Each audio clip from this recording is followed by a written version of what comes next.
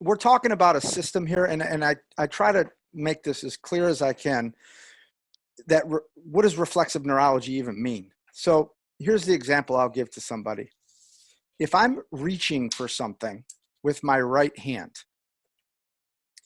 there's about 10% of the motor information that's moving my hand, that's feeding in from the same side cerebellum, but there's a ton of stuff that's happening on my left-hand side reflexively. So when I reach with my right hand, my left-hand side of my body, from toes to neck, turn on reflexively, okay? And that is so I don't fall over, so I stay upright.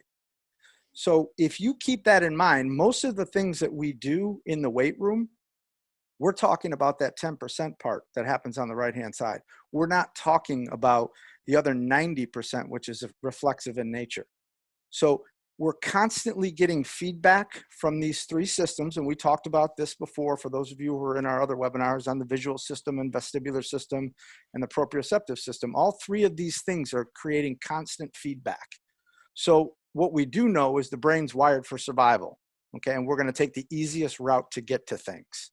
So with that being said, we have to try to create a way that the environment is less stressful. If the brain perceives less threat, you'll move the way you were intended to move, okay? And most people have these subclinical issues, not something that like vertigo, dizzy, vestibular system, oh, I got a vestibular disease, I gotta go to the doctor. We're talking subclinical, to where you wouldn't know it unless we changed the motor response. And once you change that, then you go, oh yeah, maybe I needed that. So some of these things are happening under the subconscious level, but the more that we can pack into that subconscious movement through conscious strategies, we're going to become in an environment that has less threat, okay? So I looked all over the place for the definition of a warm-up. And the purpose of a warm-up is to prepare your body for the upcoming work, perform better, and reduce the risk of injury. A good warm-up is modest and time efficient. So all the things that we've talked about in the last umpteen webinars, there's a lot of information there from a lot of different systems. So time efficient, and it's modest. I'm not quite sure it falls in that realm, but as I started thinking about how to package it and how I package it, you have to take bits and pieces to make sure that we're dealing with those threat responses from all three of those layers. So here's the deal. The goal of my warm-up is to be really proficient at it so I don't have to ever warm up again. Makes no sense. But to me, it makes a lot of sense. Like I want to be able to do what that animal does right there. Because when that little Bambi is running, he doesn't have time to wake up, stretch, get his brain right, and do all these things before he goes and chases that, or else he's going to go hungry. So we have to be able to respond with maximal intention at any time. Okay, I want you to think about that for a minute. It's a Thompson's gazelle, by the way. Is it? Yeah. Yeah, that's why I picked it. Yeah. As opposed to the other million gazelles that are out there. But anyways, again, go back to this analogy. What is that, a cheetah, Chris? Yes, leopard? it's a cheetah. He's not stretching. Easy, Carl Lewis. He's not going and stretching before he chases this meal. He's got to be ready to roll all the time. Okay. Even the most conservative... Should I tell the Carl Lewis joke real quick? Yes. So at a TFC, Carl Lewis was given I do have insert Carl Lewis joke. It's just not on my slide. He was given a presentation and he was talking about things that run really fast and kind of made some kind of comment about cats that run fast. And he talked about a cheetah, and what did he put up on his slide? A tiger. I mean, not even a spotted cat to a spotted cat. It was a striped cat to a spotted cat. It's like, and then that was after his helpers said how they spent 12 hours making the presentation. It's like, you even got your cats screwed up. Come on. Everyone can get their cats right. That's my Carl Lewis joke. Sorry. Okay. So I think at this point, we realize that static stretching is not all that it was, cracked up to be. And you know, although I'm coming a little bit more full circle around on it, um, the benefits in terms of performance, I don't really see them. So then we kind of moved into dynamic mobility to get our muscles warm, and we started evolving with this whole warming up type of thing, where we're just not going to lay down and stretch for, you know, 20 minutes and then get up and run. You know, and if you're going to throw in why do we stretch and what actually happens, you can actually see, especially if you've done RPR for a while and you see the breathing and the resets, that really your flexibility is it's a way to see where your neural state is.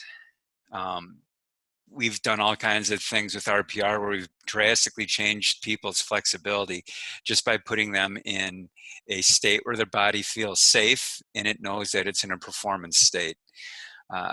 And so even if you stretch, and let's say you're not in a performance state and you're tense or you fear things and the wrong muscles are recruiting, and you go to stretch, and even a dynamic stretch, you're putting pressure on things that aren't ready to go.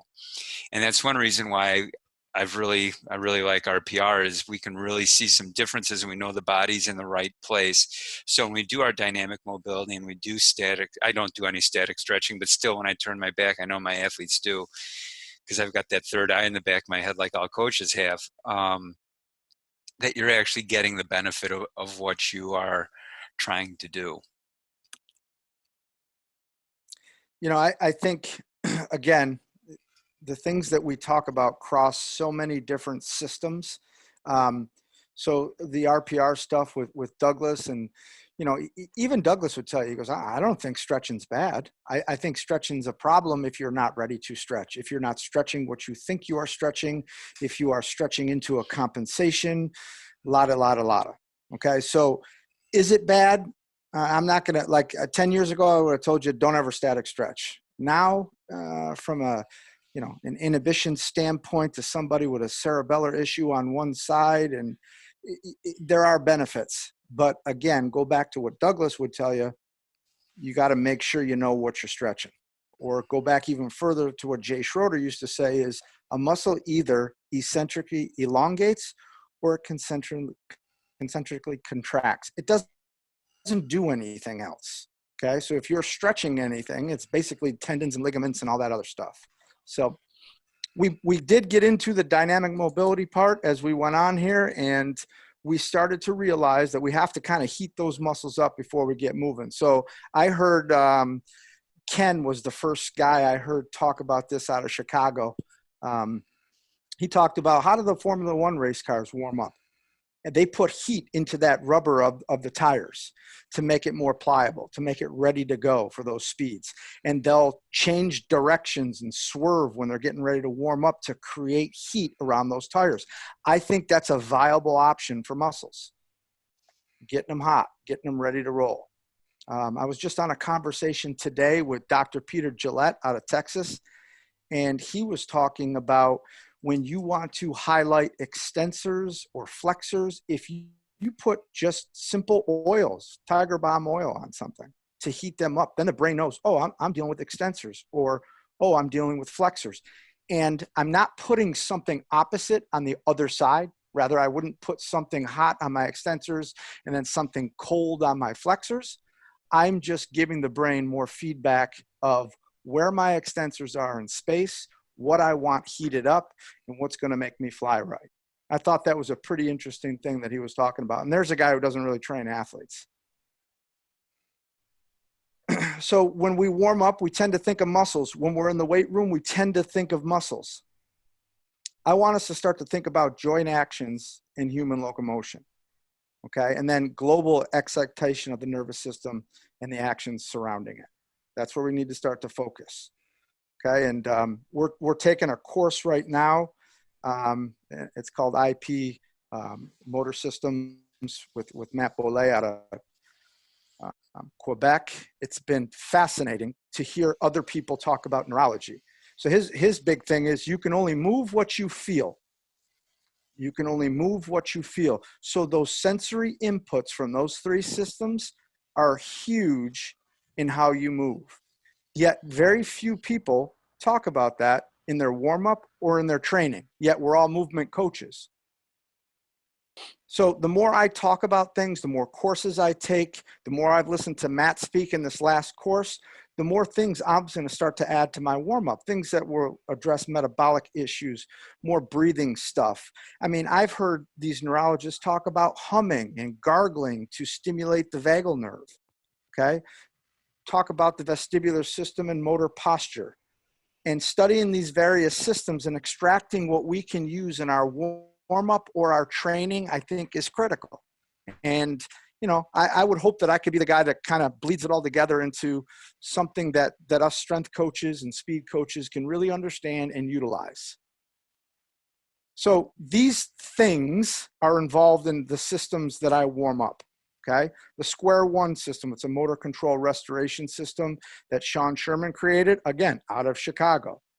He has these two different programs. One is Square One, one is Signal 6. We're going to bring Sean on. I think Chris and I are going to bring him on next week, and we're going to talk a little Square One and Signal 6 and his ideas around it as he starts getting his courses out there. You guys have all seen me do the total motion release stuff. What I call good-sided, okay? And what we're realizing now is it's more PMRF in the brain and midline stability. The IP system of the course that I'm in right now that I kind of was trying to get people involved in, it's a neurology 101, which is a little bit more complex than 101, but and it just talks about motor patterns and the base output of your nervous system. Okay, you'll see RPR layered in. You'll see primal reflex release therapy stuff into my drills, which is huge. Okay, and then you'll see other various base neurology programs. People have heard me talk about Z Health and all that stuff. So all these things are layered into or have given me ideas around what to do when we warm up. So when do we use our warm up? We use it before training, before a game, before recovering. Could be used as training. Are we ever warming up to learn something?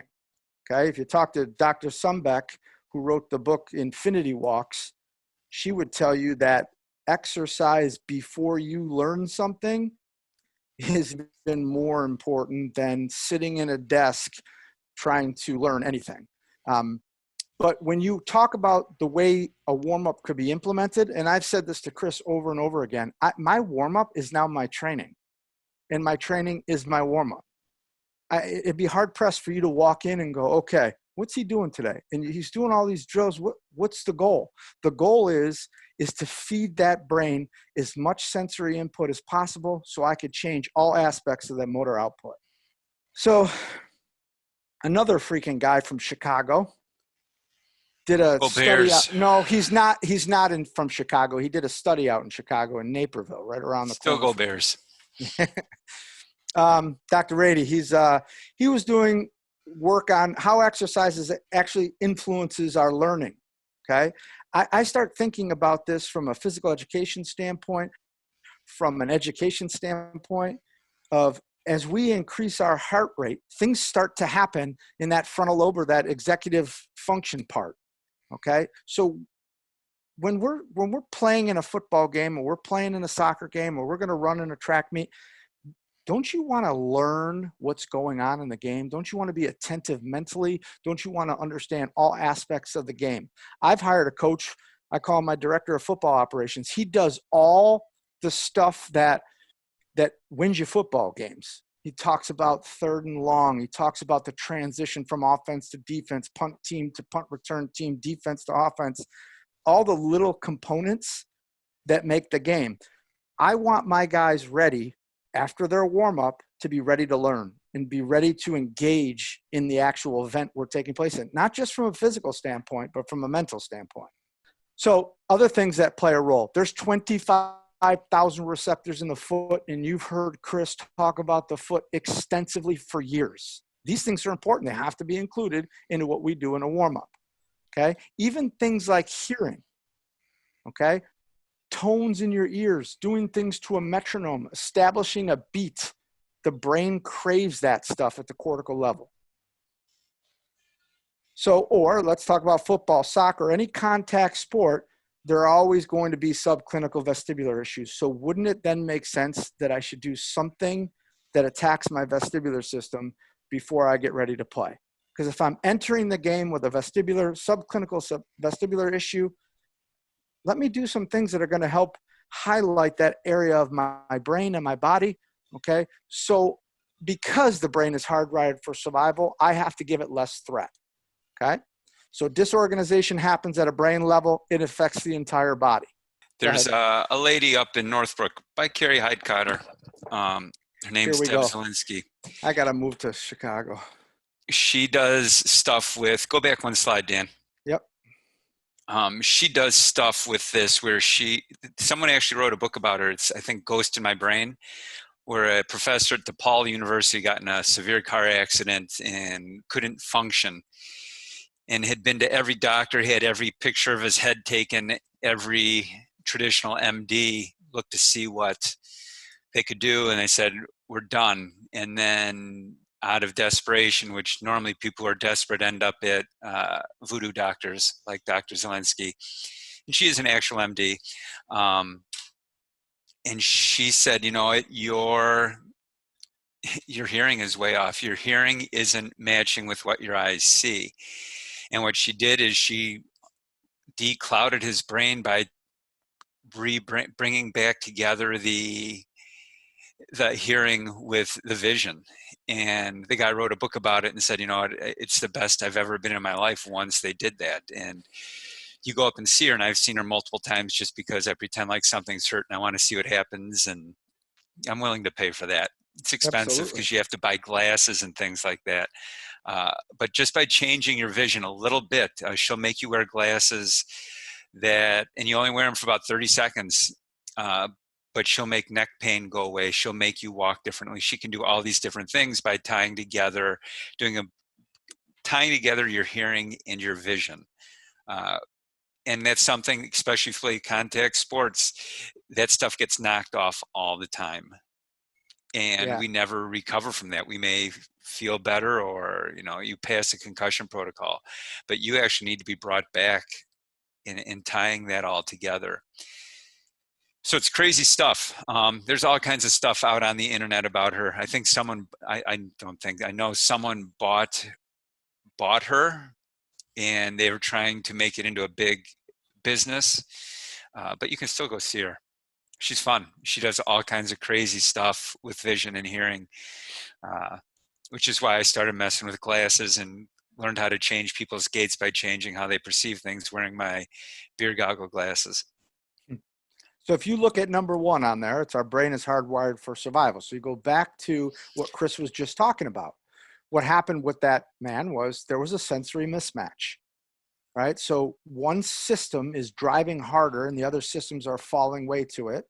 And the brain is going to be wired for survival. That's how he stays alive. Doesn't mean he feels good. It means he stays alive. So now as we start to balance out those sensory inputs, you get drastic motor responses. And when I look at stuff like that, like, it's great to read about that stuff and everything. When I look at that, I think of somebody running, somebody jumping, somebody doing something explosive. And I go, holy shit, we could impact the way people move with this stuff. Just even if it was half as much as what's going on at that clinical level. So remember the term sensory before motor has to happen all the time. Go back to what Matt said in that course that I'm taking right now, is that you have to feel something before you can move it. And here's just, I mean, people say to me all the time, where's the research? Where's this? So I tried to, even in this presentation, create some research articles around it, okay? Sensation is super important to movement, okay? Most athletes, if you think about what we're dealing with on a daily basis, are coming from sitting all day, okay? If they're a professional athlete, they're probably sleeping all day, okay? Or they're on a computer screen. So we have to get these guys up, moving, and stimulating different parts of their brain, get them ready to play.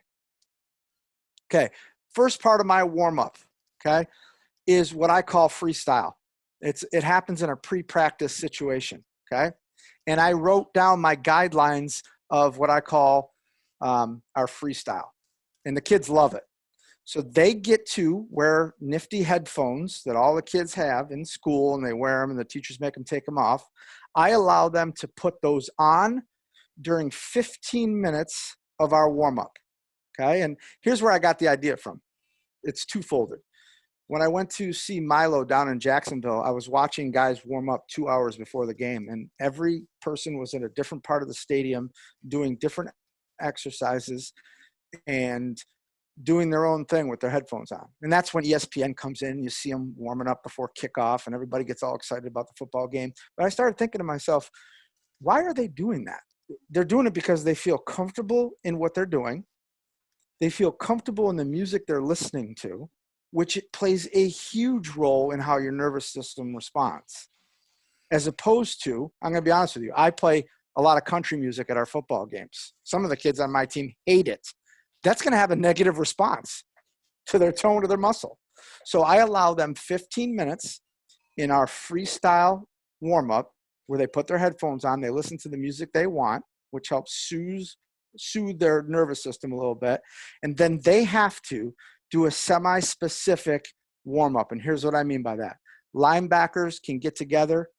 Wide receivers can get together with quarterbacks.